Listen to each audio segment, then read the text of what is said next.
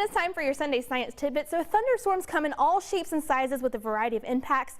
And this week's we're going to talk about one common wind type that within a storm that is not a tornado. So imagine a thunderstorm with gusty winds rolling through your area and it knocks down a tree limb. Out of instinct, many of you assume that a tornado moved through. It's certainly understandable. Tornadoes are one of the most violent weather features on Earth. More times than not, damages in thunderstorms are actually caused by straight line winds rather than tornadoes. So let's talk about one in particular known as downburst. Straight line winds can be described as winds that move in one direction away from a source. This is different from a tornado, which has rotating winds. You may have heard of a downburst before. They occur when you have rain-cooled air within a thunderstorm.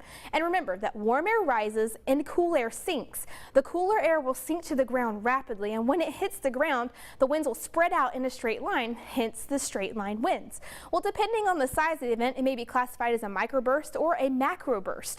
Winds in a downburst can easily reach the severe criteria of 58 miles an hour or above, and in the most extreme cases, downbursts have been recorded greater than 100 miles an hour. Here's the huge distinction between tornadoes and downbursts. Tornadoes will have this clockwise or this circular pattern if the trees fall. Microbursts, they're all going to fall in one direction. But of course, if you're inside your house, it's just plain scary. So don't let your guard down with those non-tornadic gusty winds in a thunderstorm. And as always, the First Alert Weather Team will always keep you up to date with any kind of scary weather. So stay tuned for your future Sunday Science Tidbits to learn more about these winds across the earth.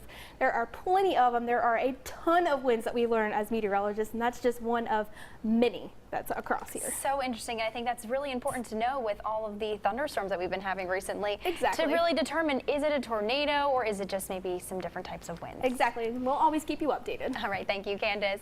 Well, we may have